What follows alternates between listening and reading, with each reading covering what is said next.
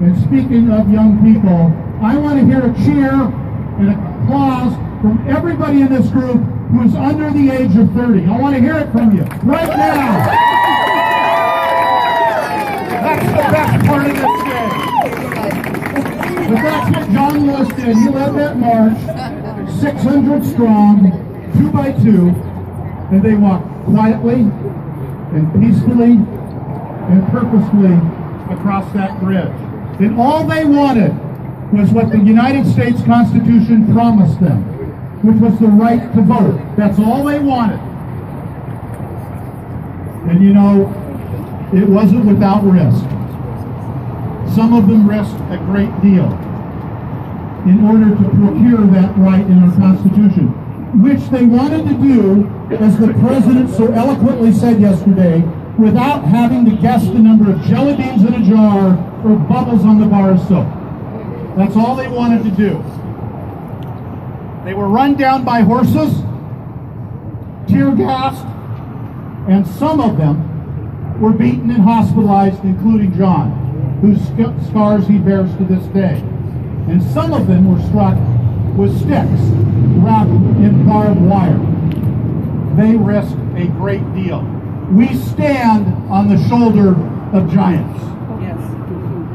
50 years ago yesterday, it became known as Bloody Sunday. Some are among us here today. Harold Moss, first African American in Tacoma.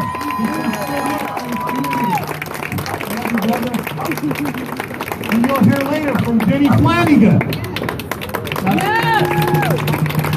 When Jenny Flanagan was in his early 20s, he interrupted his education to become a freedom rider in Mississippi and registered voters.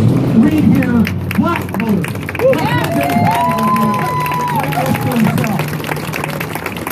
We stand on the shoulder of giants, and some are no longer with us.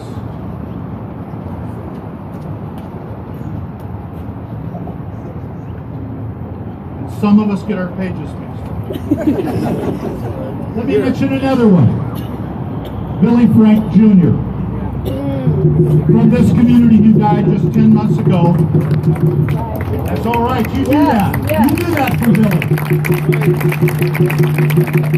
And when Billy was just 15 years old, note the theme of youth, he began protesting in support of the fishing rights granted to Indian peoples in this state.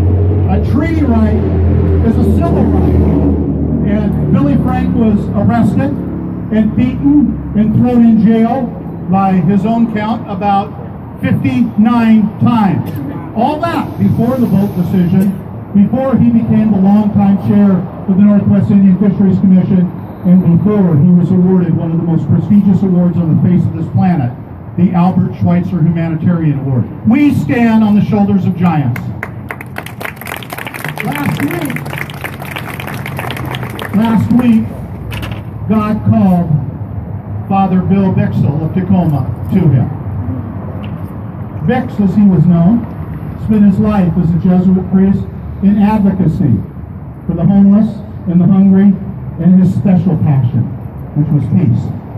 In fact, he would chain himself to fences.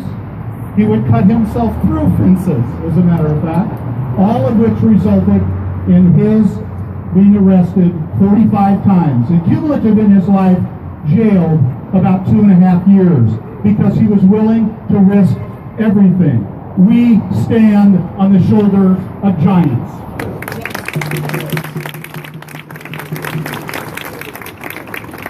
And perhaps the greatest of all,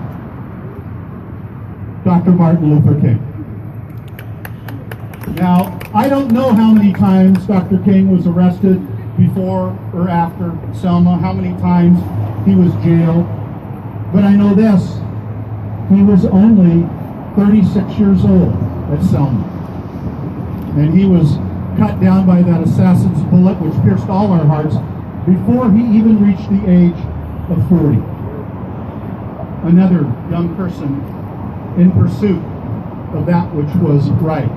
And I can tell you this, his leadership in the March on Selma mattered.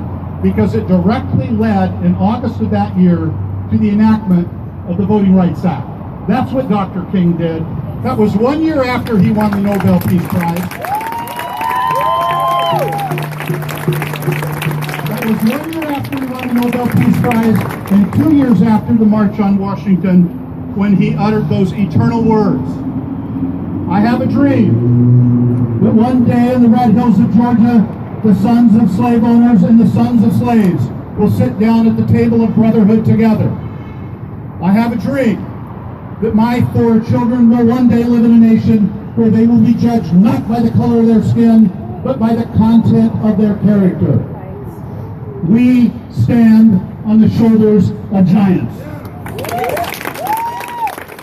And all of these giants, some of whom are known, and many of whom are completely unknown to us, whose names we do not know, risk much, if not everything, not just their treasure, but their life. And all that they gain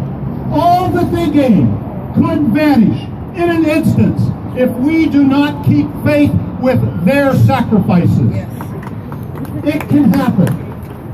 It can happen as quickly as 5 members of the U.S. Supreme Court affixing their signatures to strike down Section 5 of the Voting Rights Act. It can happen as quickly as one state election official reducing the number of voting places and reducing the number of poll workers. It can happen as quickly as any state legislature adopting burdensome photo ID requirements for voting, which we know systematically discriminates against minorities and the elderly and the poor. It can happen that quickly. So, let me mention one last giant this afternoon. You're probably not going to remember her name, but I guarantee you're going to remember her story. In the 2012 presidential election, this woman stood in line in Florida waiting for her sacred right to vote. Everything that could be done to discourage her was done. Shorter hours, fewer poll workers, fewer polling places. They wanted her to get discouraged, to give up, and to go home. But Desaline Victor refused to give up, to get discouraged, and to go home. She waited in that line that snaked out on the sidewalk outside the building where they were voting, all the way down the block, for 1, and then 2, and then 3 hours.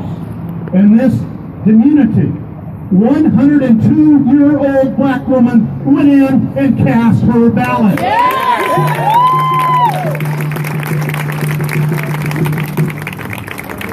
So today, we honor all of those who were a part of Selma 50 years ago, and all of those who have upheld its tradition in the last 50 years. And we give thanks for them.